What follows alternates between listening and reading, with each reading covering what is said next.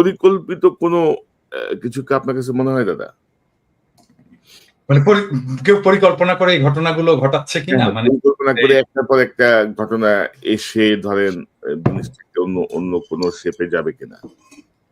ওই যে আমি যে বললাম যে প্রেডিক্ট করা মুশকিল, কারণ এখানে অনেকগুলো ইন্টারেস্ট গ্রুপ তো কাজ করছে। মানে এখানে ইন্ডিয়া কাজ করছে, এখানে কাজ করছে, এইখানে মিলিটারি ব্যুরোক্রেসি কাজ করছে, এখানে জেনারেল পারপিট্রেটর জেনারেল যারা গণহত্যা গুম খুনের সাথে যুক্ত ছিল তারা এখানে কাজ করছে, এখানে হাসিনা কাজ করছে, হাসিনার দলের লোকেরা কাজ করছে, তার ফান্ড ফাইন্যান্স কাজ করছে।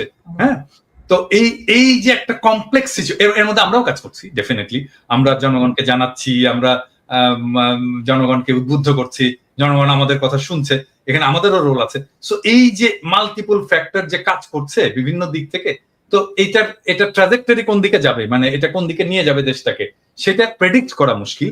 কিন্তু আমি বলবো যে আমি তো প্রেডিক্ট করি না, আমি নেভিগেট করি। আমি এর মধ্যে দিয়ে হাল বেয়ে আমি এক জায়গায় যেতে চাই আর কি, এর মধ্যে দিয়ে ড্রাইভ করে আমি এক জায়গায় যেতে চাই।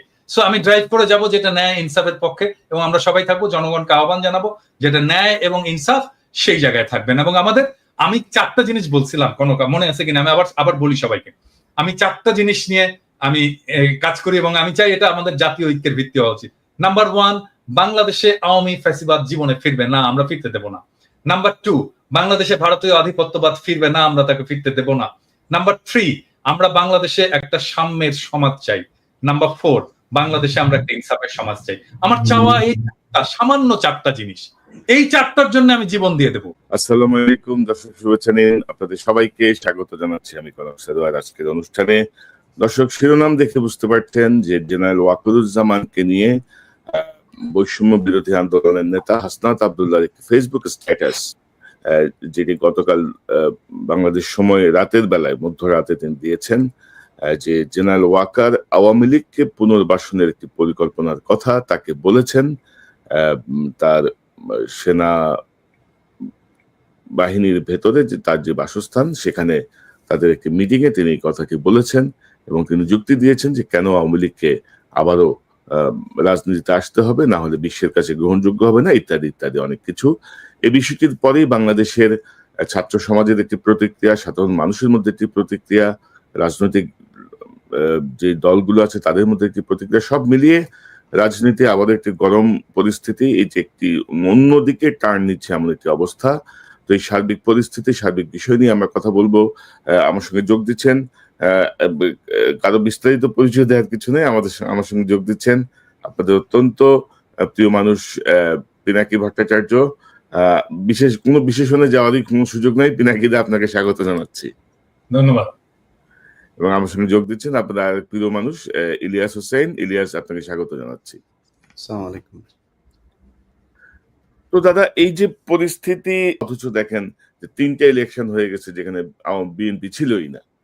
তো মানে তখন কিন্তু ওনারা তো মানে যার যার স্ব অবস্থানেই তো ছিলেন না, কেউ একবার কারোর মধ্যে কোনো প্রতিক্রিয়া আমরা কিন্তু দেখি নাই।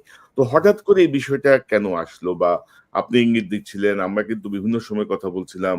পাশাপাশি জেনারেল ওয়াকার কিন্তু গত 7 মাসে আওয়ামী লীগের যারা ঘনিষ্ঠ তাদের কাউকে কিন্তু সরান নাই, মানে সবাই বহাল ছিল। তো আপনার কাছ থেকে শুরু করি পিনাকিদা, আপনার কাছ থেকেই শুরু করি। প্রথমে সবারই একটা প্রশ্ন যে আসলে ওয়াকার সাহেব কি চাচ্ছে, কেন এরকম করছেন। হ্যাঁ, এবং গত 25শে ফেব্রুয়ারি থেকে উনি যে অ্যাগ্রেসিভ ভাবে অ্যাড্রেস করছেন, সেই অ্যাগ্রেসিভনেস এর পিছনে কারণটা কি? আমরা ছোটবেলায় গ্রাম দেশে আমরা দেখতাম যে গ্রাম দেশে বাঁশঝাড় থাকতো, এবং বাঁশঝাড়ের ওইখানে অন্ধকার, দুই দিক দিয়ে বাঁশ টাস ঝাড় ইয়ে হতো, এবং মনে করা হতো যে ওইখানে ভূত পেতনি থাকে, জিন ভূতের আসর টাসর হয়। এবং ওই জায়গা দিয়ে যাওয়ার সময় আমরা জোরে গান গাইতাম আর কি, জোরে জোরে কথা বলতাম যেন জিন ভূতের আসরটা যেন না পড়ে। তো ওয়াকার সাহেবের অবস্থা হয়েছে এইরকম আর কি, উনি জোরে জোরে গলার জোর বাড়ায় উনি দেখানোর চেষ্টা করতেছে যে উনি ভয় পান নাই, কিন্তু আসলে উনি ভয় পেয়েছেন। ঘটনা হচ্ছে উনি কিসের ভয় পান? ভয়টা হচ্ছে জাতিসংঘের সেই রিপোর্ট, যে রিপোর্টটা আমি বলছি যে এটা একটা বিস্ফোরক, এবং এটা পাতায় পাতায় ছত্রে ছত্রে লেখা আছে কোন বাহিনীর কে কে কিভাবে মানুষের মানবাধিকার লঙ্ঘন করছে, গণহত্যা চালাইছে, গণহত্যার সহযোগী হয়েছে, এভিডেন্সকে ধামাচাপা দেওয়ার চেষ্টা করছে, এবং সমস্ত জায়গায় সুপিরিয়র রেসপন্সিবিলিটিতে ওয়াকার সাহেব। এবং ওয়াকার সাহেব এই বিচারটাকে এড়াতে চান। এটাই হচ্ছে ওনার এই জোরে জোরে কথা বলা এবং ইনস্টিটিউটকে বিতর্কিত না করতে বলার আহ্বান জানানোর পেছনের কারণ। এখন মুশকিলটা হচ্ছে কি যে এই রিপোর্টটা তো আর প্রফেসর ইউনূসের সরকার তৈরি করেনি, রিপোর্টটা তৈরি করছে জাতিসংঘ। এবং এই রিপোর্টটা যদি কেউ ডিটেইল পড়ে দেখে তাহলে দেখবে যে মানে প্রমাণ হিসাবে তুলে ধরার ক্ষেত্রে জাতিসংঘ যে মেটিকুলাসলি প্রত্যেকটা তথ্য, প্রত্যেকটা এভিডেন্সকে কতবার ভেরিফাই করছে, হ্যাঁ, তার কোনো ইহত্যা নাই। মানে ধরেন আমি একটা এক্সাম্পল দিই, ধরেন একটা ছবি ব্যবহার করছে, হ্যাঁ, এই ছবিটা কিভাবে কোথায় কোন সোর্স থেকে পাইছে, কিভাবে সেটা ভেরিফাই করছে, কিভাবে ফটো ইমেজটাকে এনহ্যান্স করছে, কে করছে, হ্যাঁ, কোন ফরেনসিক ল্যাবরেটরিতে এটা এনহ্যান্স করা হয়েছে, কোন ফরেনসিক সায়েন্টিস্ট এটা এনহ্যান্স করছে, এভরিথিং ডিটেইল। মানে এর এইখানে যে এভিডেন্স গুলো দেওয়া আছে সেটা কোনোটাকে অস্বীকার করার কোনো ক্ষমতা নাই। এখন এই যে আমি একটা এপিসোড করছিলাম, আমি আর পরে আর করিনি, কারণ আমি ওই যে সমস্ত হেলিকপ্টার গুলো আকাশে উঠছিল এই হেলিকপ্টার গুলোতে ক্রু কার আছে এটার একটা তালিকা আমি পাইছি, এবং আমি একটা সম্ভবত আমি প্রথম যে হেলিকপ্টারটা উঠছিল এবং যেখান থেকে প্রথম গুলি করা হয়েছিল সেই ক্রু এর তালিকা দিয়েছিলাম আমি, যে কে কে ছিল, অ্যামিনিশন কি কি উঠছিল, অ্যামিনিশন কতটা খরচ হয়েছে সেইটার হিসাব সহ আমি দিছিলাম। সো ডিটেলটা আছে। তো এখন দেখা যাচ্ছে কি যে এই হেলিকপ্টার গুলোতে প্রত্যেকটা কমান্ডিং পজিশনে আর্মি, তো ওয়াকার সাহেব এখন ওয়াকার সাহেবের চারপাশে তারা এখন সার্ভিং, ওয়াকার সাহেব সবাইকে বাঁচাইতে চাচ্ছে, এটাই হয়ে গেছে ওয়াকার সাহেবের মিশন। এখন ওয়াকার সাহেব বাঁচাইতে চাইলো, এর সাথে আর কে কে কারা কারা বাঁচাইতে চায়, ধরেন হাসিনার নামে তো একটা মামলা হবে, হাসিনার নামে শুধু না, হাসিনা, তার স্বরাষ্ট্রমন্ত্রী, তার যারা যারা সাথে সাথে ছিল, তার রাজনৈতিক নেতা টেতা সবগুলোর নামে মামলা। আচ্ছা, এরপরে মামলাটা যখন হবে তখন মোদির নাম আসবে না? মোদির নাম তো আসবে, মোদির নাম আসবে, কারণ সালাউদ্দিন সাহেবকে কিভাবে নিয়ে গেল, কিভাবে সে যে ইন্ডিয়ার একটা শহরে যে এসে আবিষ্কৃত হলো, তাই না? মৌলানা সাইদির যে সাক্ষী সুখরঞ্জন বালিকে তাহলে ঢাকা শহরের সুপ্রিম কোর্টের সামনে থেকে হাইজ্যাক করে নিয়ে যে কিভাবে সে ভারতের আদালত, ভারতের জেলে এসে ল্যান্ড করলো, এই বিষয়গুলো তো আসবে।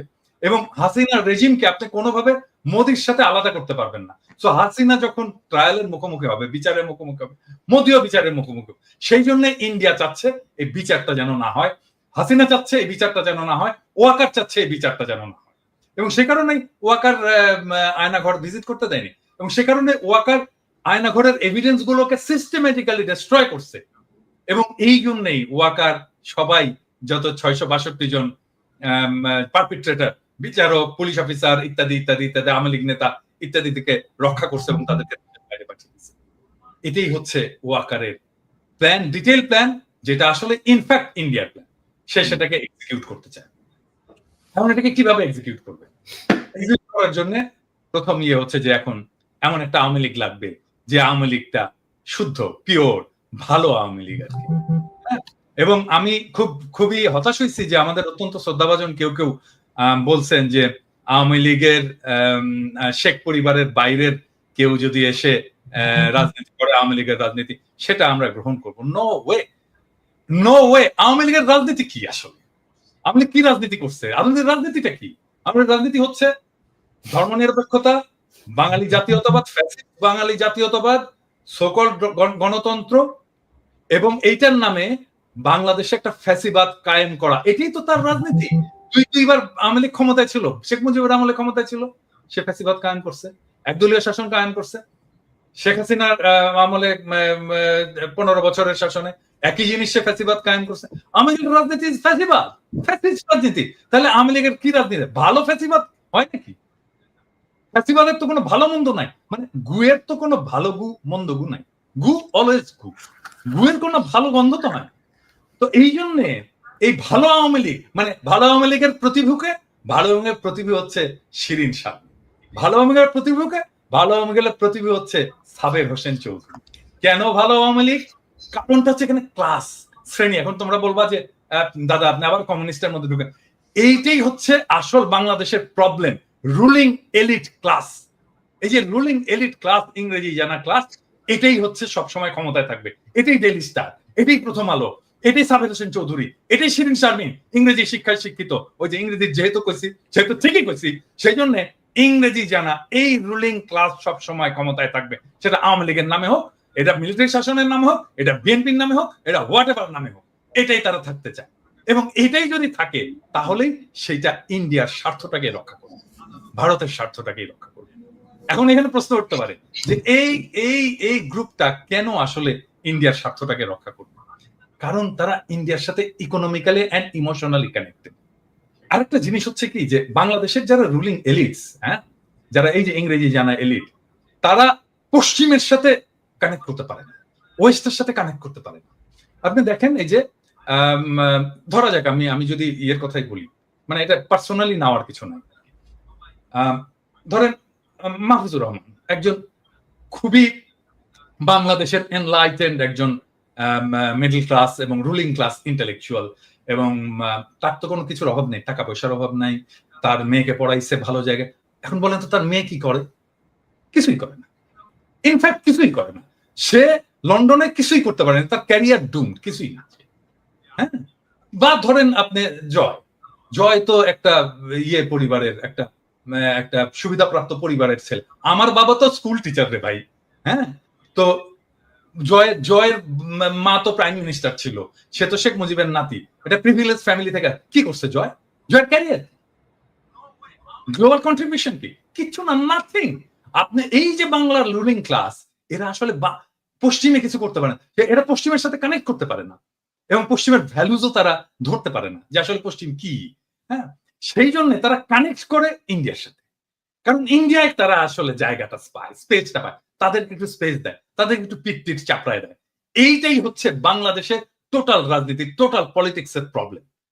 এবং এই কারণে এই জায়গাটা থেকে আমরা বাড়াইতে পারতেছি না। এই জন্য আমি মাঝে মাঝে বলি না যে আমি যদি দেশে যাই, এই নষ্ট শহরগুলোকে জ্বালাই দিব একেবারে। কারণ এটাকে ধ্বংস করে না দিতে পারলে, এই এলিটিজমকে ধ্বংস করে না দিতে পারলে, আপনি এই এই যে ফ্যাসিবাদের যে চক্কর, এই যে এলিটিজমের যে চক্কর, এটা থেকে বাইরে হতে পারবেন না। এই যে ঘুরে ফিরে আপনাকে একবার মাহফুজা নাম দেখাবে, একবার মতিউর রহমান দেখাবে, একবার সাবের হোসেন চৌধুরীকে দেখাবে, একবার শিরিন শারমিনকে দেখাবে, এই এলিট। ইভেন ইনফ্যাক্ট আপনি প্রফেসর ইউনূসের মন্ত্রিসভা দেখেন, এলিটের বাইরে কেউ না। মানে যারা এই বাংলাদেশের এলিট সোসাইটির ক্লাসের মেম্বার্স, এর মধ্যে ছাত্ররা দু একজন ঢুকছে, এর বাইরে আর সবাই এলিটস। আপনি দেখেন, মানে আচ্ছা বলেন কোন, আমি বলি এটা এখন বললে অন্যরকম শোনায়।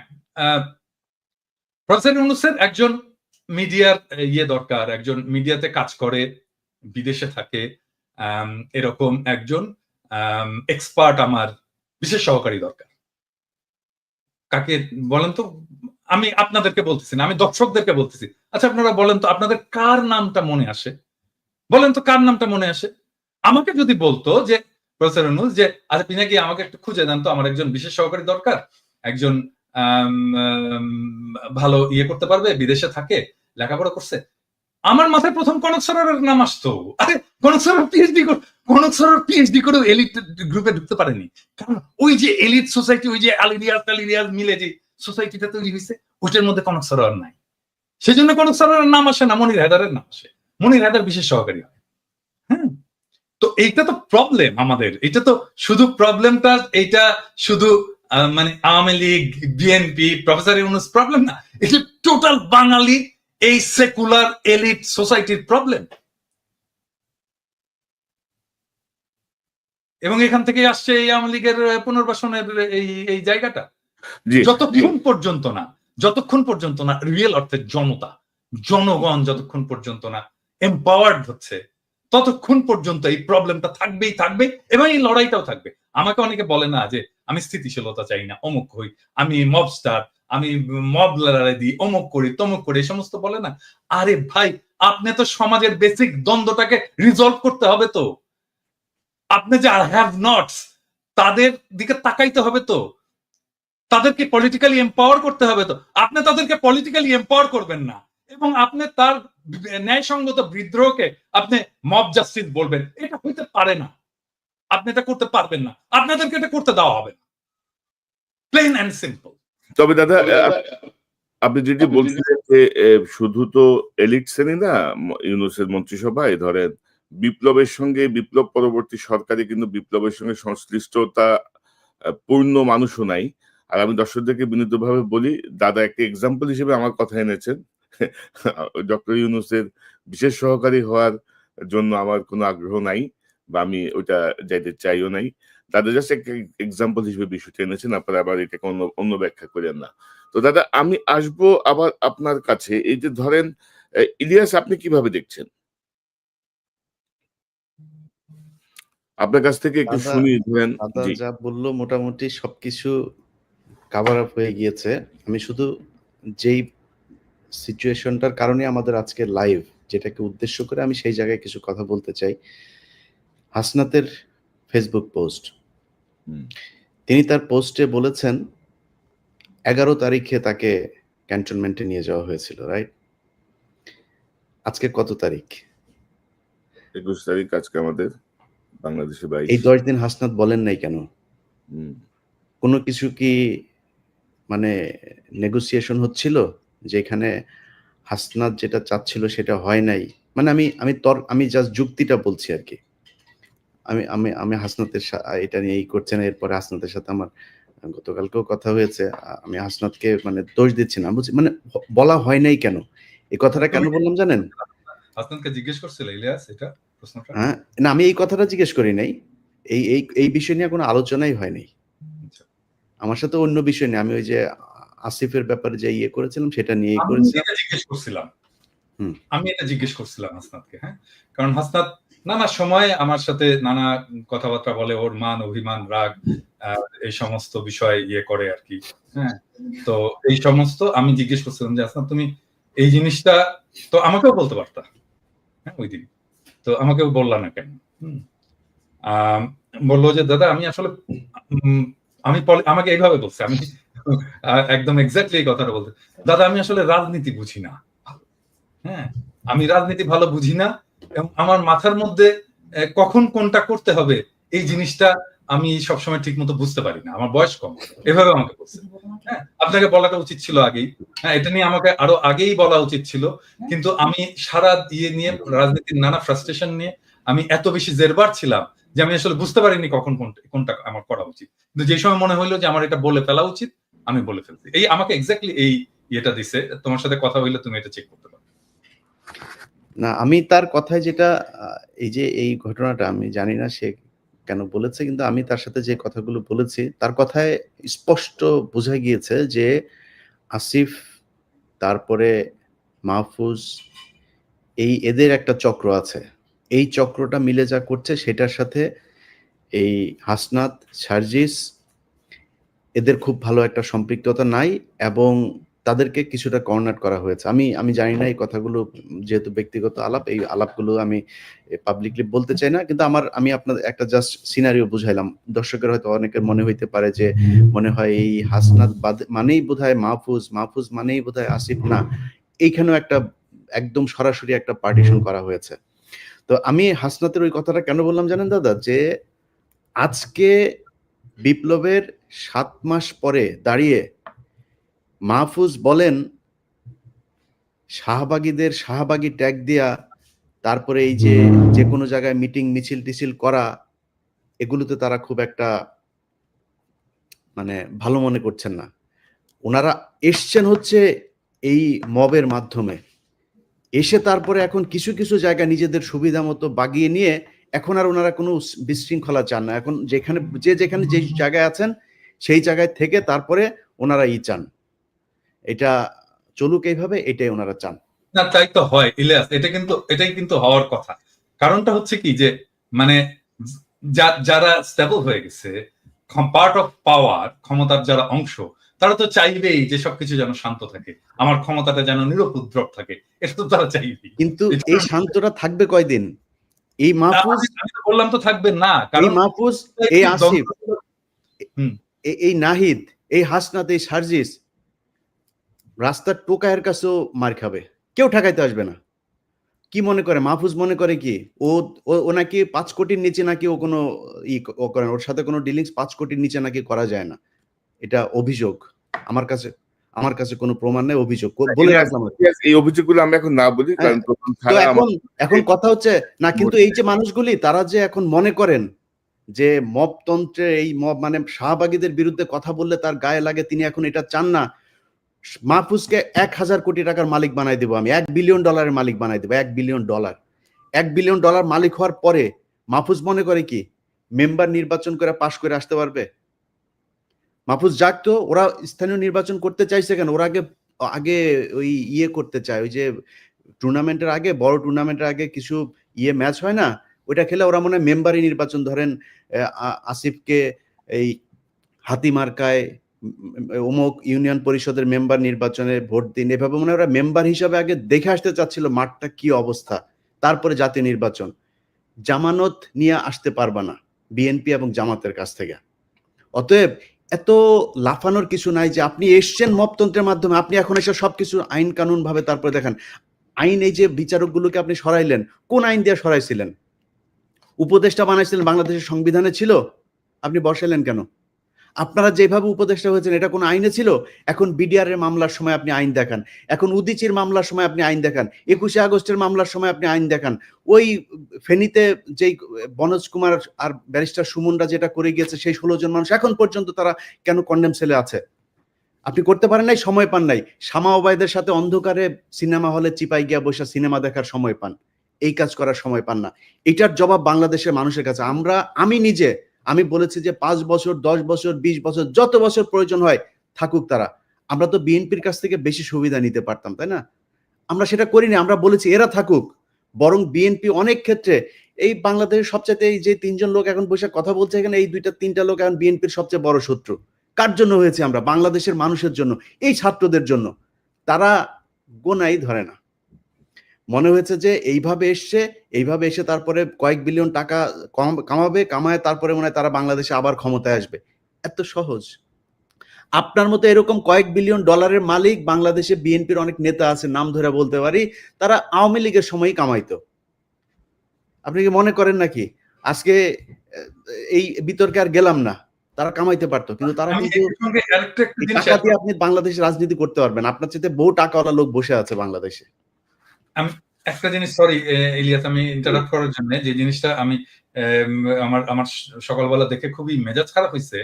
নাসিরউদ্দিন পাটোয়ারি জাতীয় নাগরিক পার্টির একজন খুবই গুরুত্বপূর্ণ নেতা, সে আজকে একটা স্ট্যাটাস দিচ্ছে, মানে আমার দেখছেন, কেউ দেখছেন এটা স্ট্যাটাস? ইলিয়াস দেখছো? আমি খেয়াল করিনি। সেই স্ট্যাটাসে সে বলতেছে জিয়াউর রহমান লুটেরা। মানে কি ধৃষ্টতা! মানে এই ছেলের তো রাজনীতি করার কোনো অধিকারই নাই, রাইটই নাই, কোনো রাজনীতি করার বিন্দু মাত্র তার পলিটিক্যাল ট্রেনিং নাই। মানে সে জিয়াউর রহমান ক্যারেক্টারকেও বোঝেনি, জিয়াউর রহমানের রাজনীতিকেও বোঝেনি, জিয়াউর রহমানের কন্ট্রিবিউশনকেও বোঝেনি, এবং জিয়াউর রহমান বাংলাদেশের জন্য কি সেটাও বোঝেনি। সে বলে দিল লুটেরা। এত বড় ধৃষ্টতা! আশ্চর্য ব্যাপার। মানে একটা রাজনীতিতে, মানে আমি বলবো যে এই সময়টা, এই যে ওয়াকারের এই ইস্যুটা নিয়ে একটা কিন্তু মোরাললেস জাতীয় ঐক্যের একটা অবস্থা সৃষ্টি হয়েছে। কারণ তারপরে বিএনপির মিডিয়া সেলের পোস্টগুলো দেখেন, পোস্টগুলো আমরা যদি দেখি তাহলে দেখবো সে সালাউদ্দিন সাহেবের 5ই ফেব্রুয়ারির একটা মন্তব্য দিচ্ছে যে আমরা আওয়ামী লীগের বিচার চাই, আওয়ামী লীগের বিচারের মাধ্যমে, হ্যাঁ। তারপরে যতগুলো মিডিয়া সেলের পোস্ট সব প্রো পিপল, আমরা যা চাই সেইখানে। আর সেইখানে নাসির পাটোয়ারি যে জিয়াউর রহমানকে লুটেরা বল। আরে বেটা, কি বলবো, 2 দিনের পোলা। যখন রাজনীতি মানে কি আসলে এটাই বোঝেনি। রাজনীতি মানে তো ফ্রেন্ডশিপ তৈরি করা, বন্ধুত্ব তৈরি করা। তুমি বন্ধু বানাবা, তুমি যতজনকে পারবা বন্ধু বানাবা, তোমার স্ফিয়ার অফ ইনফ্লুয়েন্স বানাবা। এখন আমরা বলবো যে বিএনপি, আমরা যেটা চাই সেই জায়গায় বিএনপি আসছে, স্বাগতম, আসেন আমরা একসাথে কাজ করি। এই আওয়ামী লীগকে আপনারাও চান না, আমরাও চান না। আপনি চান বিচার, আমাদের হয়তো সামান্য কিছু আছে, তফাৎ আছে কিন্তু আসেন আমরা বসে আমরা একসাথে কাজ করি। এবং এই সময়টা আসলে আমাদের তৈরি করা উচিত যে আমরা যতগুলো রাজনৈতিক দল আছে, আমাদের যত মত আছে, অ্যান্টি ফ্যাসিস্ট মত আছে, তাদের একসাথে আসার বসার একটা বাস্তব শর্ত তৈরি হয়েছে। আসেন আমরা একসাথে বসি, ডায়ালগ করি, আওয়ামী লীগ প্রশ্নে আমরা একসাথে একটা সিদ্ধান্ত নিই। এবং আমার মনে হয় আমরা বাকি সবাই ইনক্লুডিং বিএনপি আওয়ামী লীগ নিয়ে এখন একটা সিদ্ধান্ত নেওয়ার মতো অবস্থায় আমরা চলে আসছি, এবং দ্যাটস ওয়ান্ডারফুল। আজকে দেখেন 27 নম্বরে হয়েছে, এই যে আওয়ামী লীগ মিছিল করছে এই করে, হ্যাঁ, ঠেকাইছে কারা জানেন? ছাত্র দলের ছেলেরা ঠেকাইছে। আমার তো ছাত্র দলের ছেলেদের এখন স্যালুট দিয়ে বলতে হচ্ছে যে আয় বাবা বুকে আয়, হ্যাঁ, এইটাই তো চাই আমরা, তো এই ছাত্র দল চাই, আমরা তো এই বিএনপি চাই, হ্যাঁ। সো এখন তৈরি হয়েছে একটা অভূতপূর্ব একটা জাতীয় ঐক্যের প্রেক্ষাপট, যেই জাতীয় ঐক্যের উপরে দাঁড়ায় আমরা পরবর্তী জায়গায় যাইতে পারি। আর নাসিরউদ্দিন পাটোয়ারি এখানে বলে দিল, আমার মনে হয় নাসিরউদ্দিন পাটোয়ারির শুধু, আমি জানি না কি অবস্থা, ওর ক্ষমা চাওয়া উচিত, জাতির কাছে ক্ষমা চাওয়া উচিত জিয়াউর রহমান সম্পর্কে দৃশ্যতাপূর্ণ মন্তব্য করার জন্য। এবং আমি এটা খুবই পার্সোনালি নিছি, ইউ অল নো যে আমি ব্যক্তিগতভাবে, শুধু পলিটিক্যালি না, ব্যক্তিগতভাবেও আমি জিয়াউর রহমান চরিত্রটাকে অ্যাজ পলিটিক্যাল লিডার, বাংলাদেশের একজন আইকন হিসেবে আমি কতটুকু রেসপেক্ট করি। এবং এই জায়গায় আমি জানি না নতুন জেনারেশনের কথা, আমাদের জেনারেশন এটাকে কোনোদিন মেনে নেবে না, কোনোদিন না, নেভার এভার। এইটা যদি ছাত্ররা না জানে, নতুন দলের লোকেরা যদি না জানে, তাহলে রাজনীতি না করাই ভালো। না দাদা, ওই যে ছাত্র উপদেষ্টা বা ছাত্র যারা দলের নেতৃত্বে আছে তাদের যে বডি ল্যাঙ্গুয়েজ বা তাদের যে হাবভাব আর কি, এটা ঠিক মনে হয় না যারা বিপ্লব করে আসছে আর কি, মনে হয় যেন একটা ওই এলিট পলিটিক্যাল না পার্টি। কনক ভাই, আপনি দেখেন শুরুর দিকে আমরা যখন আসিফ নজরুলের ব্যাপারে কথা বললাম, আমি আসিফ নজরুলের ব্যাপারে কথা বলার পরে এই আসিফ সবার আগে এসে আসিফ নজরুলের পাশে দাঁড়াইলো, কিচ্ছু বলি নাই, হজম করেছে। আজকে আপনি আপনার বইতে লিখেছেন ক্যান্টনমেন্টে আপনি জানেন হাসনাত গিয়েছে, হাসনাত বলেছে না যায় নাই সে, আপনি গিয়েছেন। এখন আমরা কোনটা, ক্যান্টনমেন্টে কিছু একটা ঘটেছিল, আমি বলেছিলাম যে ডক্টর ইউনূসকে প্রধান উপদেষ্টা বানাইতে চায়নি, আসিফ নজরুলকে বানাইতে চাইছিল। এখন তো আপনারা স্বীকার করছেন, এতদিন স্বীকার করেন নাই কেন? এতদিন স্বীকার করা উচিত ছিল। তাইলে তো আসিফ নজরুল, আসিফ আজকে যায় মানুষের কাছে যায় বলে যে সে তার আসিফ নজরুলের সাথে তার সম্পর্ক ভালো নাই, ইলিয়াস ভাই কেন আমার পেছনে লাগলো। আরে ভাই, আপনার সাথে ভালো সম্পর্ক না আমি কেমনে বুঝবো? আপনি প্রথম আলোর নিয়ে আমার আমার আমার আমার যে রক্তের ভেতরে এন্টি ইন্ডিয়ান যে সেন্টিমেন্ট আমার ভেতরে কাজ করে, তার সবচাইতে বাংলাদেশের প্রধান দোসর হইল গিয়া প্রথম আলো আর ডেইলি স্টার। আপনি সেই প্রথম আলোর কাছে যায় তারপরে আপনার বই করেন, আপনি আর জায়গা পান নাই কোথাও। আপনার পক্ষে কথা বলবো কেমনে? আমরা তো বলতে চাই একটা দল দরকার ছিল যারা কিনা রাজনৈতিক শক্তির বাইরে গিয়া বাংলাদেশটাকে একটা সুন্দর জায়গায় নিয়ে যাবে। এই জন্য মানুষ জীবন দিয়েছিল, মানুষ আপনাদেরকে ব্ল্যাঙ্ক সাপোর্ট দিয়েছিল যে যা মনে চায় করেন, যত বছর প্রয়োজন হয় করেন। আপনার তো এই ডক্টর মোহাম্মদ ইউনূসকেই রাখতে চান নাই, তার মানে আসিফ নজরুলকে রাখতে চেয়েছিলেন। কে চেয়েছিল, কেন চেয়েছিল? তারা কি এখনো আছে আসিফ নজরুলের সাথে? তাহলে থাকলে তারা কারা? ক্যান্টনমেন্টের সেই অংশটাকে আমাদের সামনে তুলে ধরতে হবে। ক্যান্টনমেন্টের সেদিন কি হয়েছিল সেটা খুঁজে বার করা খুব জরুরি। বা পরিস্থিতি যা দেখছি ওয়াকার সাহেবকে হয়তো সরে যেতে হবে এমন একটা পরিস্থিতি। কিন্তু তো পিনাকিদা আপনি কি মনে করতেছেন? না আমি সব একসাথে আসতেছে কিন্তু। না আমি এইখানে এখন আমি আসলে একটু কনক্লুসিভ জায়গায় যেতে চাই যে এখন আসলে কি করা উচিত। মানে আমাকে অনেকে বলে যে দাদা কোন দিকে যাচ্ছে দেশ, কি হবে না হবে। আমি বলি যে দেখেন দেশের অবস্থা এমন ভোলাটাই, প্রত্যেক মুহূর্তে প্রত্যেক দিন চেঞ্জ হচ্ছে। এখানে কিছু প্রেডিক্ট করা যায় না, এখানে আপনাকে নেভিগেট করতে হবে। এখানে প্রেডিক্ট করতে পারবেন না, নেভিগেট করতে হবে। সো নেভিগেট কে করবে? নেভিগেট করার যারা অ্যাক্টর আছে তারাই নেভিগেট করবে, রাজনৈতিক দলগুলো করবে, সোশ্যাল ইনফ্লুয়েন্সাররা করবে, রাজনীতির অ্যাক্টিভিস্টরা করবে, সরকার করবে, এই ব্যুরোক্রেসি করবে, এরা মিলে সবাই নেভিগেট করবে। সো এই নেভিগেশনে আসলে কে জিতবে এই এই ইয়েতে? এই প্রশ্নটা চলে আসে যে এইটাতে কি আর্মি জিতবে, এটাতে কি ব্যুরোক্রেসি জিতবে, এটা থেকে ইন্ডিয়া জিতবে? এখানে উত্তর ভেরি সিম্পল, এখানে জনতা যার পক্ষে থাকবে, যাদের পক্ষে থাকবে তারাই জিতবে। হ্যাঁ, আর জনতা তাদেরই পক্ষে থাকবে যারা ন্যায় এবং ইনসাফের পক্ষে থাকবে। তাহলে এখানে প্রশ্নটা হচ্ছে যে ন্যায় এবং ইনসাফের পক্ষে কারা আছে। আমি এইখানে বিনয়ের সাথে প্রফেসর ইউনূসের এই ম্যানেজমেন্ট স্টাইলটার একটু সমালোচনা করতে চাই। যেমন ধরেন প্রফেসর ইউনূসের তো আর্মি চিফকে ডেকে জিজ্ঞেস করা উচিত ছিল যে আচ্ছা আপনি যে বিক্রম মিশ্রের সাথে দেখা করলেন, আপনি কার পারমিশনে দেখা করলেন ভাই? হ্যাঁ, আপনি আমার পারমিশন নিছিলেন? আমি তো defence minister, de facto defence minister, আপনি তো ডিফেন্স মিনিস্ট্রির পারমিশন নেবেন বিক্রম মিশ্রের সাথে দেখা করার জন্য। আমি জানি না এটা প্রফেসর ইউনূস করছেন কিনা, আমার বিশ্বাস এটা উনি করেননি। হ্যাঁ, তারপরে দেখেন ওয়াকার সবার সাথে কথা বলতেছে, বিভিন্ন জনের সাথে কথা বলতেছে, এই সোসাইটির বিভিন্ন লোকের সাথে কথা বলতেছে, অমুক অমুক অমুক অমুক তার সাথে কথা বলতেছে। ইভেন ধরেন হাসনাতের সাথেই বা কথা বলতেছে, কোন ক্যাপাসিটিতে কথা বলতেছে? হাসনাত একজন পলিটিক্যাল লিডার, তাই না? মানে আর্মি চিফের বাসায় যে হাসনাত এরকম পলিটিক্যাল লিডাররা কথা বলবে, এটা বলতে দেবো আমরা? মানে এটা প্রফেসর ইউনূসের পারমিশন দিছে? তো প্রফেসর ইউনূস এটাকে কিভাবে ম্যানেজ করছেন? আমার ইয়ে হচ্ছে যে প্রফেসর ইউনূসকে ওনাকে ডাকতে হবে, ডেকে বলতে হবে যে আপনি যে এগুলো করছেন আপনি তো পারমিশন নেবেন না। এখন হইতে পারে প্রফেসর ইউনূস আর্মির সাথে সরাসরি ডিল করতে চান না, তো ফাইন, উনার একজন বিশেষ সহকারী আছেন, একজন জেনারেল আছেন, উনি করুক, এটা উনাকে দায়িত্ব দিয়ে দিক। কিন্তু আমরা তো এইভাবে ছেড়ে দিতে পারি না, আর্মিকে তো ফ্রি হ্যান্ড দিতে পারি না যে পলিটিক্সে সে একটা রোল রাখবে। নো ওয়ে, এটা আর্মির কাজ না। আর এখন ধরেন মানে আর্মি ডিপ্লয় করা হয়েছিল, একটা আইন শৃঙ্খলা পরিস্থিতি, একটা গ্যাঞ্জাম ট্যাঞ্জাম ছিল, এটি হয়েছে, এখন অনেক হয়েছে, এখন আর্মির ফিরে যাওয়া উচিত, ব্যারাকে ফিরে যাওয়া উচিত, আর্মির ইয়াং অফিসারদের ফিরে যাওয়া উচিত, সৈনিকদেরকে ফিরে যাওয়া উচিত, অনেকগুলো কারণে।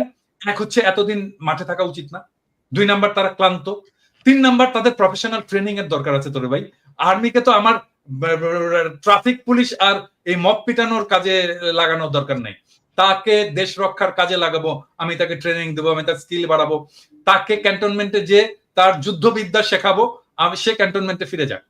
আর্মিকে দ্রুত ক্যান্টনমেন্টে ফিরিয়ে নিয়ে যাওয়া হোক, এবং ফিরিয়ে নিয়ে যেতে তাদেরকে বিশ্রাম এবং তার পরবর্তী কাজের মধ্যে লিপ্ত করা হোক। এবং সেটার জন্যই সিভিল প্রশাসনটা ফাংশনিং হতে পারতেছে না আর্মি, কারণ মনে করতেছে ও আচ্ছা আর্মি এসে তো এটা ট্যাকেল করবি, আমার তো এটা যাওয়ার দরকার নেই। এই জায়গাটাকে একটা খুবই স্ট্রিক্ট প্রফেসর ইউনূসকে একটা রোল নিতে হবে, যেন আর্মি কোনোভাবেই পলিটিক্স নিয়ে কোনো ধরনের চিন্তা ভাবনাই না করে। এটা তো আর্মির কাজ না রে ভাই, এটা তো ওয়াকারের কাজ না। আপনি এটা কেন যাচ্ছেন? মানে কোন নির্বাচন ইনক্লুসিভ হবে, কোনটা হবে না, এটা তো সেনাবাহিনীর প্রধানের চিন্তা করার বিষয় না, এটা রাজনৈতিক সরকার বা সরকারে যারা আছে তারা দেখবে। আর আপনি যেটি বলছেন দাদা, ম্যাজিস্ট্রেসি পাওয়া নিয়ে মাঠে থেকেও তো খুব বেশি আমরা সুফল কিন্তু পাইনি, মানে কোনো বিষয় নিয়ে আমরা খুব বেশি যে সুফল পেয়েছি তা কিন্তু না। এবং জেনারেল ওয়াকারের এই বক্তব্যটা বা আমি একটু রেসপেক্টফুলি কনক তোমার কথার সাথে একটু ডিসএগ্রি করতে চাই, কারণটা হচ্ছে কি আমার কাছে তো ডেটা আছে, মানে একদম ভেরি সলিড ওই ক্রাইমের ডেটা আছে, এবং ক্রাইম আসলেই কমেছে। আমি যদি জানুয়ারি 2024 থেকে আমি যদি এই বিপ্লব পূর্ব ডেটাগুলো দেখি, তার সাথে যদি বিপ্লব পরবর্তী ডেটাগুলো দেখি, সিগনিফিকেন্টলি ক্রাইম কমেছে, অপরাধ কমেছে। না দাদা, আমি যেটা বলতে চাচ্ছি, বোঝাতে চাচ্ছি, সেটি হচ্ছে যে মানে আমাদের যে প্রত্যাশা, মানে আমাদের কাছে আমরা যখন আর্মি নিয়ে কথা বলি, আর্মির কাছে কিন্তু আমাদের প্রত্যাশা অনেক বেশি। এবং আপনি যদি দেখেন যে ফুল ম্যাজিস্ট্রেসি পাওয়ার নিয়ে আর্মি থাকার পরে পুলিশ নাই, ভরসার জায়গা ছিল একটাই যে আর্মি কন্ট্রোল করবে, কিন্তু সেই জায়গাটায় এটা নিয়ে আপনি কথা বলেছেন বা আমরাও কথা বলেছি, বিভিন্ন জায়গায় যে আওয়ামী লীগের যেসব অফিসার গুলো বসানো কমান্ডে, তারা বলছে সব চুপচাপ বসে থাকো, মানে এরকম মতো এসছে, তো যেটা আমাদের আর্মিকে ক্ষতিগ্রস্ত করছে। ওইটাই আমি বলতে চাচ্ছি আর কি, যে ফুল ফ্লেজের কাজ হয় নাই। আপনি বারবার বলেছেন জেনারেল ওয়াকারকে কাকে কাকে সরাতে হবে, কি কি করতে হবে, আমরা বলেছি, মানে কেউ কিন্তু কোনো রেদওয়ান যে ওই যে গুলি করলো, যে বিজিবিতে পোস্টেড ছিল, গুলি করলো সরাসরি সাবমেশিন গান দিয়ে, তাকে আর্মি ধরিয়ে দিছে। এটাই মানে দাদা, কোথাও কিন্তু কোনো শুনতেছে না, যেমন ওয়াকার সাহেব শুনতেছে না, ধরেন ইউনূস স্যার ওনার মন্ত্রিসভা নিয়ে আমরা এত কথা বলতেছি, সেই ঘুরে ফিরে কিন্তু সেই ট্র্যাশ গুলাই বসে আছে, কিন্তু চেঞ্জ হচ্ছে না কিন্তু। তো এগুলো আলটিমেটলি ডক্টর ইউনূসকে একটা পর্যায়ে যে মেলাইন করবে, একটা পর্যায়ে ক্ষতিগ্রস্ত করবে। এখনো হয়তো উনি বুঝতে পারছেন না, বাট অলরেডি তার প্রসঙ্গে অনেক কথা আসছে যে উনি কেন এদেরকে নিয়ে রাখছেন, বসায় রাখছেন এই লাইবিলিটিস গুলো। তো কথা কিন্তু কেউ শুনতেছে না, আর্মিও শুনতেছে না, সরকারও শুনতেছে না, এই হচ্ছে গিয়ে আমাদের অবস্থা। তো এখন আপনার কি মনে হচ্ছে এই যে ধরেন হাসনাতের বক্তব্য বা আসিফের এই বক্তব্য সবকিছু মিলিয়ে কোনো, এবং এইটাই আমার অন্যের সাথে ঐক্য করার ভিত্তি হবে। এবং আমি প্রফেসর ইউনূস সরকারকেও বলবো যে আপনার কাজের মধ্যে এই 4টার রিফ্লেকশন ঘটান। এবং আমি বিএনপি কে বলবো, জামাতে ইসলামীকে বলবো, বাংলাদেশের সকল রাজনৈতিক দলকে বলবো যে এখন আপনারা বসে আসেন, আমরা একটা জাতীয় ঐক্য তৈরি করতে পারি কিনা এই 4টা বেসিসের ভিতর। আপনারা যদি কিছু অ্যাড করতে চান করতে পারেন, কিন্তু যত বেশি অ্যাড করবেন এটা কমপ্লেক্স হবে। এবং আমি বিএনপির যত নেতার সাথে কথা বলছি, জামাতের যত নেতার সাথে কথা বলছি, ইভেন জামাতের বাইরেও যত নেতার সাথে কথা বলছি, এমনকি ছাত্রদের যত নেতার সাথে কথা বলছি, এই 4টা পয়েন্টে কিন্তু কেউই ডিসএগ্রি করেনি, কিন্তু ফর্মালি আমরা কেন বলতে পারতেছি না এটাকে আমার এটা ঐক্যের প্ল্যাটফর্ম হবে, এর উপরে দাঁড়িয়ে আমরা আমাদের পরবর্তী রাজনীতি নির্মাণ করব। রাইট। তবে তবে দাদা, এই যে সেনাপ্রধানের এই উদ্ভূত যে পরিস্থিতি, বক্তব্য, এটা নিয়ে আমার মনে হয় যে আইএসপিআর এর একটা ব্যাখ্যা খুব জরুরি। আসলে সেনাপ্রধান কেন বলেছেন, কোন প্রেক্ষিতে বলেছেন, কি বিষয়, এটা ব্যাখ্যা আমরা খুব একটা সহসাই দিতে পারে, কিন্তু আইএসপিআর কে ঠিক কথা বলবে? মানে একটা আইএসপিআর সেটাই বলবে যেটা তাকে বলে দেওয়া হবে। এটা এটা এটা ইয়ে না, আমরা এটা অনেক পরে জানতে পারবো যে আসলে কেন এটা হয়েছিল। আমি আমি একটা ইন্ডিকেশন পাইছি যে আসলে উনি কেন এত ভয় পাইছেন, একটা ইন্ডিকেশন পাইছি।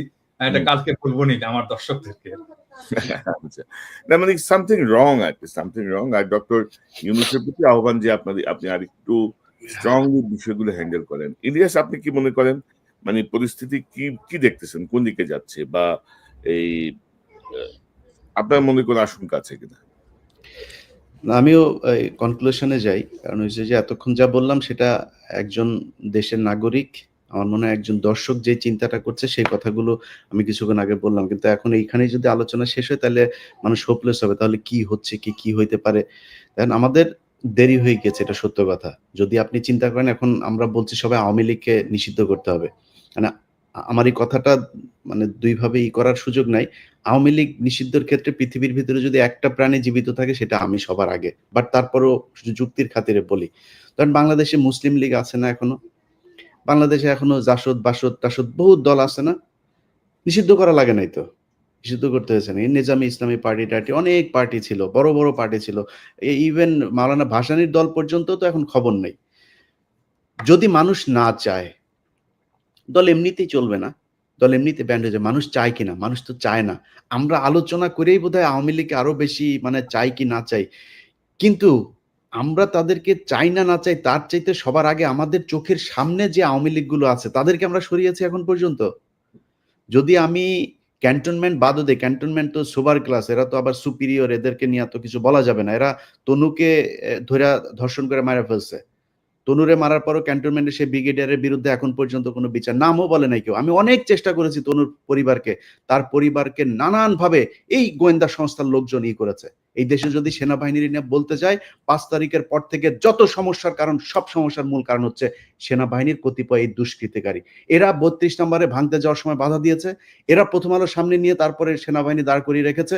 এরা গিয়ে এই পর্যন্ত যত আলেমরা বের হয়েছে, সে আলেমদেরকে আপনি জানেন কনক ভাই, আমি সেনাবাহিনীর প্রতিনিধিকে আমি একদম সরাসরি বলেছি যে আপনাদের এই অফিসার করছে। বলল হ্যাঁ আমরা দেখছি, আমি এখনই দেখছি। আমাদের সামনে বসে ফোন দিল ঢাকাতে। কি হয়েছে? এখনো পর্যন্ত আলেমদেরকে জামিন দেয় না। জজ সাহেব জামিন দেয়, সেনাবাহিনীর এই ডিজিএফআই ফোন করে তারে থ্রেট করে। এই জন্য সেনাবাহিনী, এই জন্য আমাদের দেশে সেনাবাহিনী নাকি? তো এটা করছে সেনাবাহিনী এখন পর্যন্ত। আওয়ামী লীগ যদি নাকি আপনি ছাত্ররা, আমি আপনাদের অনেক কমপ্লেন করলাম, এখনো পর্যন্ত আপনাদের সুযোগ দিচ্ছে। আগেই বলেছে খুব বেশি দিন সময় নাই। এই ছাত্রদল, ছাত্র শিবির যাদেরকে আপনারা এখন তুচ্ছ তাচ্ছিল্য করে কিছুই নিজেদেরকে বিশাল আকারে সাম্রাজ্যের মালিক মনে করেন, এই ছাত্রদল, ছাত্র শিবিরের কারণেই ৫ তারিখের ঘটনা ঘটানো সম্ভব হয়েছে। আপনাদের পক্ষে করা সম্ভব হইতো না এককভাবে, এটা মনে রাখেন।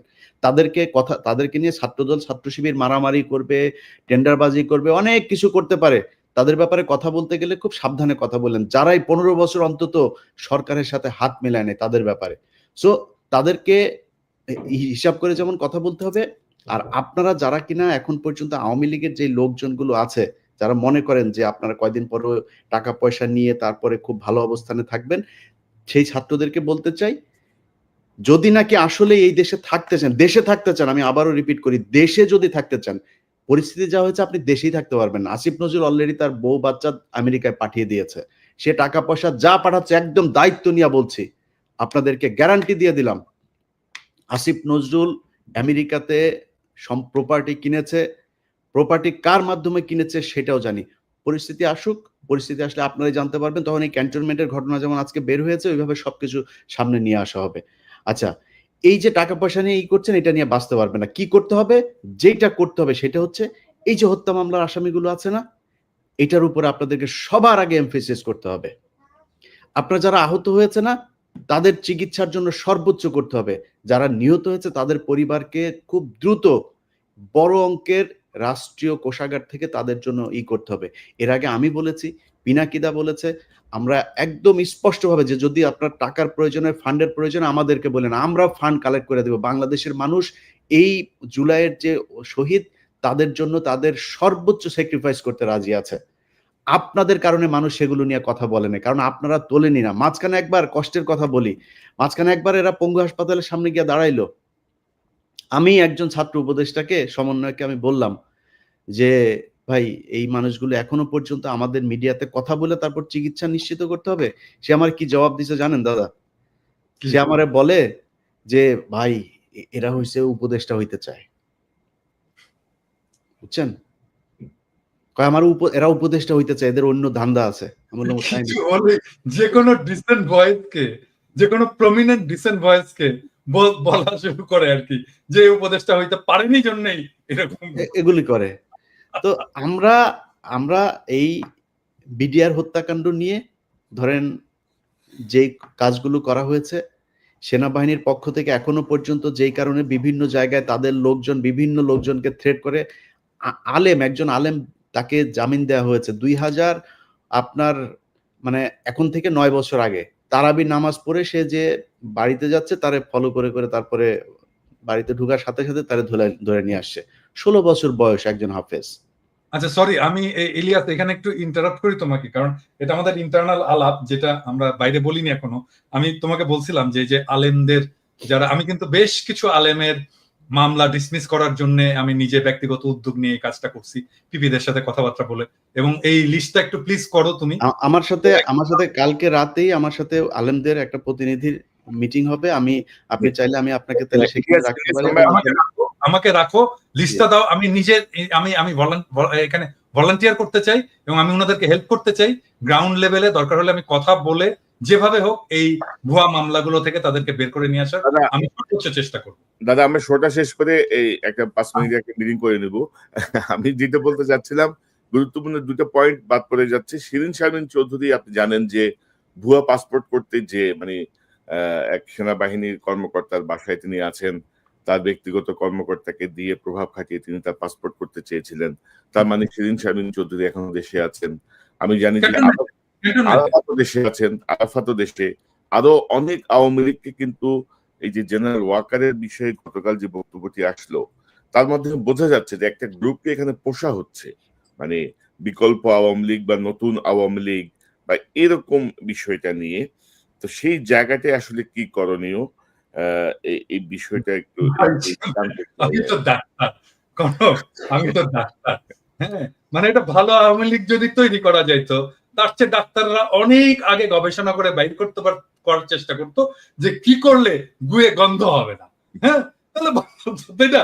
এটা যেহেতু পাওয়া যায়নি, এটা যেহেতু পসিবল হয়নি, ভালো আওয়ামী লীগও তৈরি করতে পারবে না কোনোদিনই না। আওয়ামী লীগ সবসময় ফ্যাসিস্ট হবে, কারণ আওয়ামী লীগ আসলেই একটা ফ্যাসিস্ট দল। তার কনস্টিটিউশন থেকে শুরু করে তার পলিটিক্স টোটালি ফ্যাসিস্ট। তো এই যে শিরিন শারমিন বা এই জাতীয় কিছু আওয়ামী লীগ নেতা, গুচ্ছ নেতা বসে বসে আরামাইশ করবে মানে এর মধ্যে অফিসার্স মেসে না কনক ভাই, ওইটা না।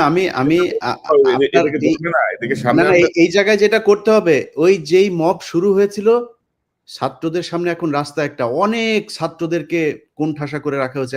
ইভেন হাসনাত সার্জিসও এখন কোণঠাসা এই মাহফুজ আর আসিফদের কাছে। তারা এখন ক্ষমতার ভোগ করার মধ্যে আছে।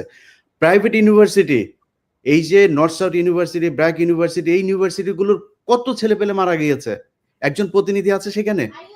মাদ্রাসার স্টুডেন্টরা মারা গিয়েছে, তাদের কোনো প্রতিনিধি আছে?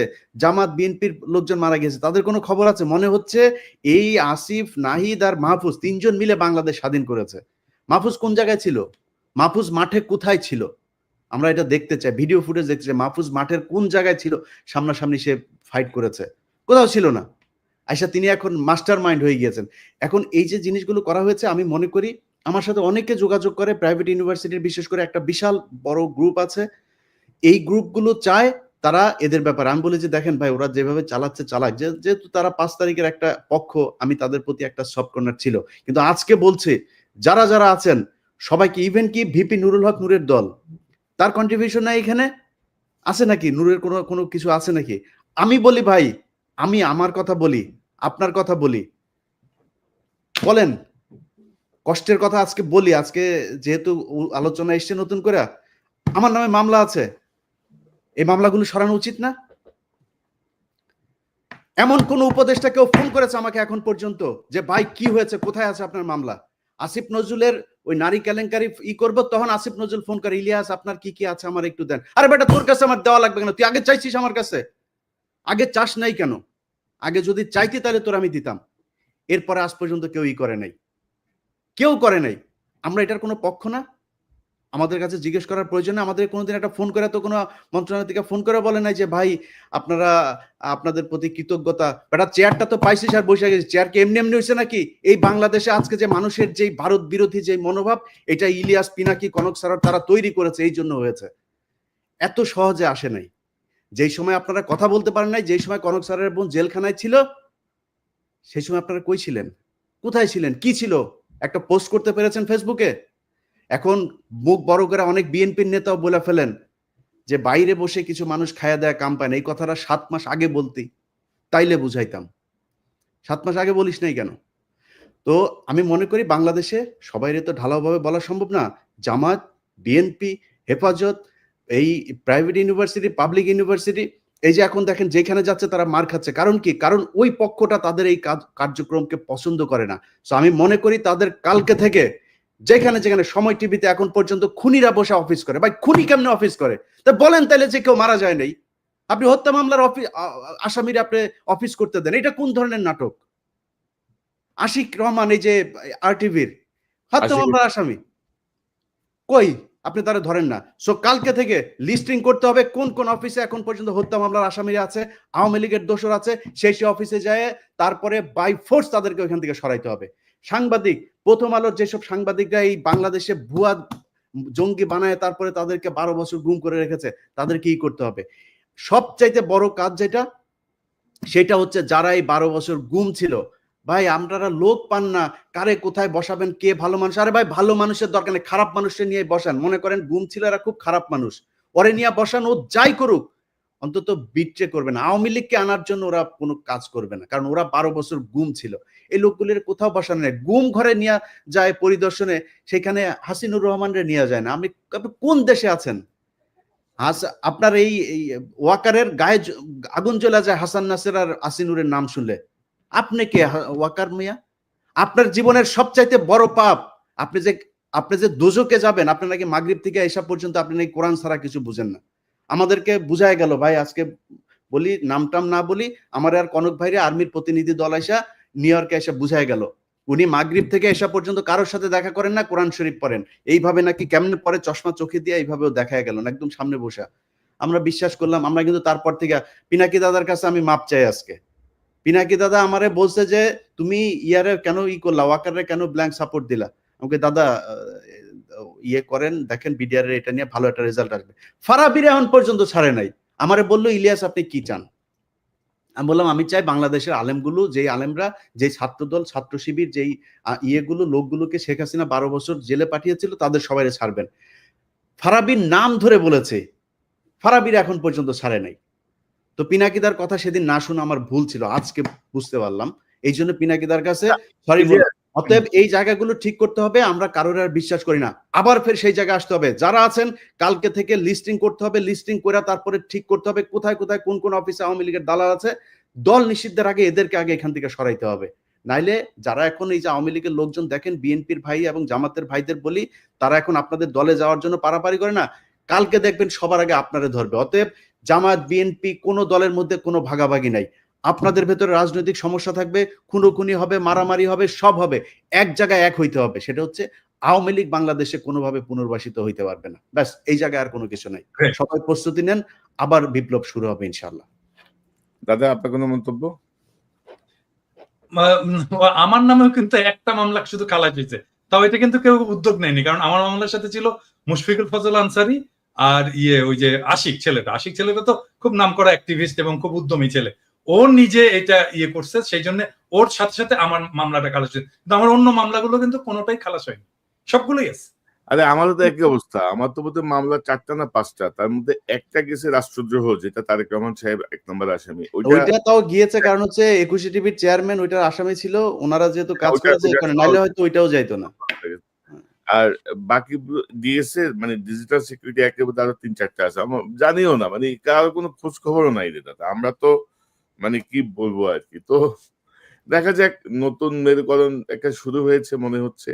এই ভালো হইলে ভালো, না হইলে তো সব সোজা হয়ে যাবে। তো দেখা যাক কি দাঁড়ায়। জানাব পিনাকি ভট্টাচার্য, আপনাকে ধন্যবাদ, অসংখ্য ধন্যবাদ। ইলিয়াস হোসেন, আপনাকে ধন্যবাদ।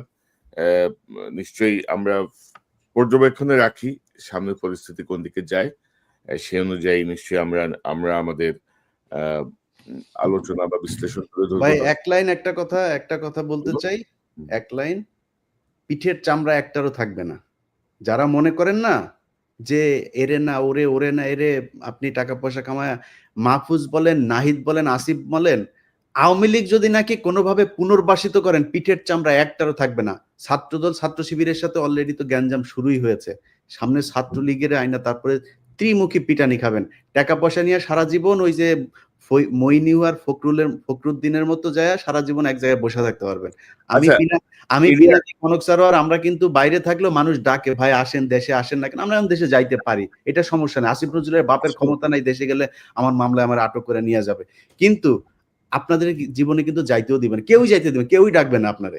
সো সাবধান, আচ্ছা, পিঠের চামড়া একটারও থাকবে না, সবাই সাবধান থাকেন। ইলিয়াস তোমাদের সাথে দেখা দেখা করতে আসলো, তো আমার আমার সাথে আসে না কেন দেখা করতে? ও বললো না কেন যে দাদার সাথে কথা বলেন না কেন? কি ডরায় আচ্ছা, নাকি? আমার এখানে আসার দাদা, এই না, জিনিসগুলো আমাদের তাদের সাথে আমরা প্রমিস করেছি যে আমরা আপনাদের এই বিষয়গুলো, এই আপনার নামটাম কারা কাদের সাথে কি মিটিং হয়েছে এগুলো নিয়ে আলোচনা করব আচ্ছা, না। ওটা আসলে কিন্তু দাদা, তারপরে বলি কারণটা কি। কারণটা হচ্ছে আমি যে বিডিআর এর কাজটা করছিলাম, এই বিডিআর এর এই বিষয়টা নিয়েই তাদের যুক্তি দেখেন, সেনাবাহিনীর যুক্তি শোনেন। যুক্তি হচ্ছে কনক সারোয়ার, ইলিয়াস হোসাইন, পিনাকি ভট্টাচার্য, আপনাদের এই দেশের অসামান্য অবদান, আপনাদেরকে যথাযোগ্য সম্মাননা দিয়ে দেশে আনা হবে, আপনারা আপনাদের সম্মান দেওয়া উচিত আমাদের। আচ্ছা, এখন কি করতে হবে? সেনাবাহিনী নিয়ে করা যাবে না, বিডিআর নিয়ে করা যাবে না। বিডিআর নিয়ে কি হয়েছে? বিডিআর নিয়ে করলে নাকি এটা নাকি সেনাবাহিনীর সুনাম ক্ষুণ্ণ হবে, এক। ২ নাম্বার পয়েন্ট হচ্ছে এখানে অনেক মহিলা রেপ হয়েছে, এদের নাম প্রকাশ পেয়ে যাবে। কত লেম একটা যুক্তি, আপনি চিন্তা করেন, এটা হয়ে যাবে। তো আমি বলেছি যে আপনি আমরা এই পৃথিবীতে এখন পর্যন্ত, আমি তো সাংবাদিকতায় যতটুকু আমার প্রশিক্ষণ নেওয়া হয়েছে, আমি তো কোথাও শুনি নাই যে কোনো রেপ হওয়া কোনো নারীর নাম কোনো গণমাধ্যম প্রকাশ করতে পারে, আনলেস শি ইজ ডেথ। মারা যাওয়ার পরে আপনি তার নাম প্রকাশ করা যাবে, কিন্তু মারা যাওয়ার আগ পর্যন্ত আমরা তার নাম, ছবি কোনো কিছুই প্রকাশ করি না। আমরা বলবো কেন? এটা গোপন একটা তদন্ত হবে, কারা কারা করেছে। যেই যে বিডিআর এর সৈনিকরা ধর্ষণ করেছে তাদের ফাঁসি দিয়ে দিবেন, যারা ছাড়া পেয়েছে তাদেরকেও ধরবেন, যারা সাক্ষীদের ভেতরে অনেকে ক্রিমিনাল আছে তাদেরকে ধরবেন, ধরে নিয়ে তাদের ফাঁসি দিবেন। আমি তো না করি না, আমি বিচার চাই, বরং আপনাদের চাইতে বেশি বিচার চাই আমি। সো আপনারা করেন এই যুক্তিতে বিডিআর এর নিয়ে কাজ করতে না। তো আমি বিডিআর এর প্রোগ্রামটা করেছি অনেক সেন্সর করে দাদা, এইটারে নিয়ে যদি আসল কথা যদি বের করা যায়, তাহলে সেনাবাহিনী যারা মারা গিয়েছে তাদের মধ্যে অনেকের পোলাপানের মান সম্মান নিয়ে রাস্তায় বার হইতে পারবে না।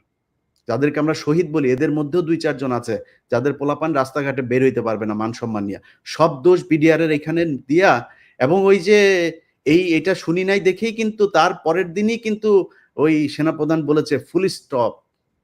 আমাদের ওই মিটিং এর পরের দিনই কিন্তু ফুল স্টপ। ২৪ তারিখের ঘটনা তাইলে? হ্যাঁ, মিটিং এর পরের দিনই ফুল স্টপ। মানে আমি একটা বিষয় বলি যে দাদা দেখেন যে বিডিআর বা সেনাবাহিনীর সম্মান, এই যে নতুন যে কমিশনের যে ল, সেই ল অনুযায়ী হাসিনা যে বিচার করে গেছে সেই বিচারে কিন্তু কমিশন হাত দিতে পারবে না। ওই বিচার কিন্তু বহাল, কিন্তু ওই আইন বহাল, ওই বিচার বহাল, তদন্ত বহাল, সবই বহাল। ওইটা একটা চ্যাপ্টার, কমিশনের হচ্ছে সেকেন্ড চ্যাপ্টার। কমিশন কিন্তু এটা ইন্টারফেয়ার করতে পারবে না। তো এখানে তো বোঝা যায় যে বিডিআর এর জায়গাটা রিয়েলি উন্মোচন হোক, এটা বর্তমান সময়ের অনেকে চাচ্ছে না। তো আমার মনে হয় যে আমরা আজকে আর বড় না করি এখানে। একটা সেন্টেন্স একটু বলতে চাই, একটা সেন্টেন্স বাংলাদেশের সমস্ত রাজনৈতিক দলগুলোকে, যে ভাই উত্তর পাড়ার সাথে ঘুটু করা বন্ধ করেন, ওখানে যাওয়া বন্ধ করেন। আপনারা যদি যান, কে কে যাচ্ছেন ধরবো একটা করে, আর একেবারে কচ্ছপের কামড় দিয়ে কিন্তু ধরবো। উত্তর পাড়ার সাথে পলিটিক্যাল পার্টির কোনো ধরনের কোনো আলোচনা চলবে না আজকে থেকে। এবং এটা নিয়ে তত্ত্বাবধায়ক সরকারেরও এটা একটা উদ্যোগ নেওয়া উচিত, যেন এইখানে এইটাই শুরু করে। একবার হলো এই এমবেসি গুলোতে যে ধর্ণা দেওয়া, আবার শুরু হয়েছে উত্তর পাড়াতে যে ধর্ণা। জনগণের কাছে যাও রে ভাই, জনগণের কাছে যাও, ওইটাই রাজনীতি। ওর জন্যই রাজনীতি করো, উত্তর পাড়ার জন্য করো না, আর এমবেসির জন্য। একটা জিনিস দাদা, সেটা হচ্ছে যে আমরা এই আলোচনায় হয়তো সেনাবাহিনীর কষ্ট হইতে পারে যে আমরা সেনাবাহিনীর বিরুদ্ধে, আমরা সেনাবাহিনীকে এই দেশের রক্ষক মনে করি। আমরা তাদেরকে তাদের সম্মানের জায়গায় দেখতে চাই। সেনাবাহিনীর মিডল, তারপরে জুনিয়র যারা আছে তারা প্রচন্ড দেশপ্রেমিক। বাংলাদেশের প্রতিটা সৈনিক দেশপ্রেমিক। তারা কোনো বাংলাদেশের ধান্দাবাজিতে যায় না। জুনিয়র অফিসার তারা আমাদের ভাই, তাদের বিরুদ্ধে আমাদের কোনো অভিযোগ নেই। এবং আপনাদের কাছে আমাদের অনুরোধ থাকবে যে কোনো পরিস্থিতিতে এই আওয়ামী লীগের রেখে যাওয়া জেনারেলরা যদি নাকি কোনো ধরনের কিছু করার চেষ্টা করে, আপনারা রুখে দাঁড়াবেন। আপনাদের সাথে আমরা আছি, বাংলাদেশের মানুষ আপনাদের সাথে আছে। অবশ্যই। জি, আপনাদের দুজনকে অসংখ্য ধন্যবাদ। দর্শক, এতক্ষণ যে অনুষ্ঠান শুনলেন, ইলিয়াস বলছিলেন হাসিনা বা আওয়ামী লীগ যদি পুনর্বাসিত হয় তাহলে নাসির, নাহিদ, আসিফ এদের কি পরিস্থিতি হবে। আরে জেনারেল ওয়াকারের কি পরিস্থিতি হবে? জেনারেল ওয়াকার যদি হাসিনার কোনো মিথ্যা প্রলোভনের যদি তিনি ভাবেন যে তার প্রতি খুব সদয় থাকবেন হাসিনা, এটি ভাবাও ঠিক হবে না। সো জেনারেল ওয়াকারের ঝুঁকিও কম না। কোনো বিবেচনাতেই আওয়ামী লীগকে পুনর্বাসন করার কোনো সুযোগ নাই। কোনো ইনক্লুসিভ, এক্সক্লুসিভ কোনো ফরম্যাটেই আওয়ামী লীগ বাংলাদেশে যেন পুনর্বাসিত না হয়, সেই জায়গাটায় শুধু আজকের হাসনাতের এই স্ট্যাটাসের প্রেক্ষিতে না, সকল রাজনৈতিক দলের প্রতি এটি এক ধরনের বার্তা। কেউ যেন কোনোভাবে, বিশেষ করে এত রক্তাক্ত বিপ্লবের পরে, এত গুম খুন লুটপাটের ইতিহাস সামনে আসার পরে আমার মনে হয় যে কোনো সুস্থ মস্তিষ্কের মানুষ আওয়ামী লীগকে পুনর্বাসন করতে চাইবেন না, বা আওয়ামী লীগকে বাংলাদেশের কোনো রাজনৈতিক দল হিসেবে এই মুহূর্তে দেখতে চাইবেন না। হয়তো সম্পূর্ণ বিচার হয়ে যাওয়ার পরে যদি কিছু অবশিষ্ট থাকে, তখনকার পরিস্থিতি তখন দেখা যাবে। দর্শক, এই চ্যানেলটি সাবস্ক্রাইব করে আমাদের পাশে থাকুন। আবারও দেখা হবে ইনশাআল্লাহ। আসসালামু আলাইকুম।